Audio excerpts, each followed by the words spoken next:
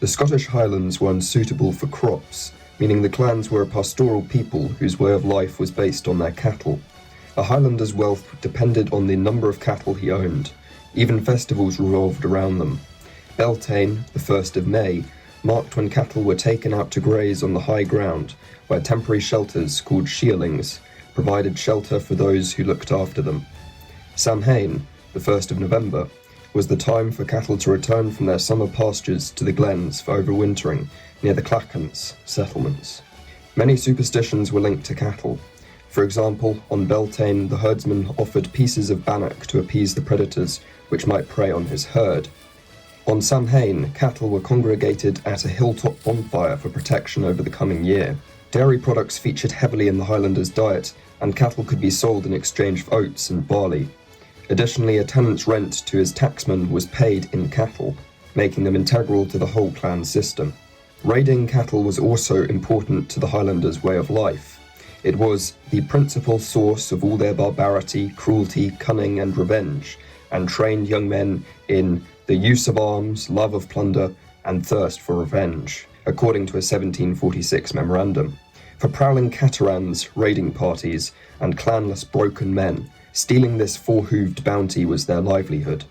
Cattle raids were not unique to the Highlands, but the practice there continued for longer than in the borders, where the infamous reivers were pacified by James VI during the early 1600s. The Scottish, later British government attempted to police the Highlands by using loyal clansmen to keep watch over the braes.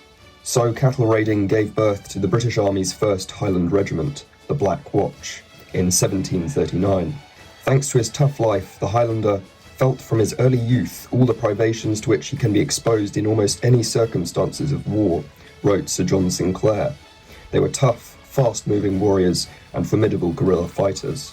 Perhaps the most important role of a Highlander in regard to cattle was the drover, who was responsible for bringing the animals to market further south. Before the Union of the Crowns, the destination of most drovers were trysts, markets, in the Lowlands, where cattle was eaten and hides exported. After 1603, the droving industry grew to encompass England. The booming centre of the cattle trade was Crieff, where 20,000 animals were being sold annually by 1723, and later Falkirk. English middlemen travelled north to buy the drovers' cattle, which they proceeded to fatten on the lush pastures of southeastern England.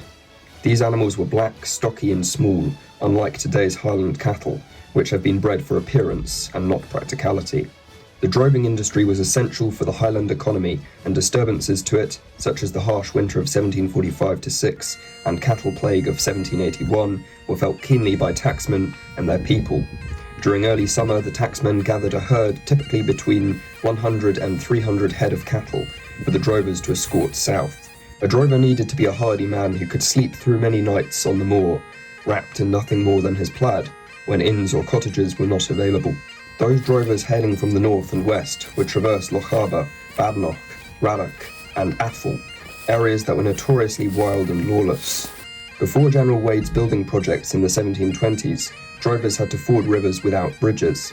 Blackmailers and cattle thieves were a serious threat. Because of this, licensed drovers were permitted to bear arms for self-defence and exempt from the British government's disarming acts.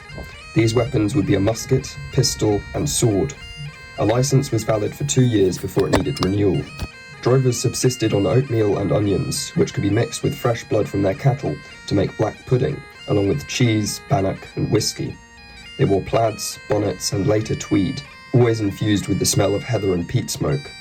Of course, the primacy of cattle to life in the north ended with the agricultural revolution and the Highland clearances. Among the changes in the eastern and central Highlands was the introduction of turnips and hay, accompanied by land enclosure. These new field crops helped feed the cattle and meant that pasturing cattle on high ground in the summer was no longer necessary.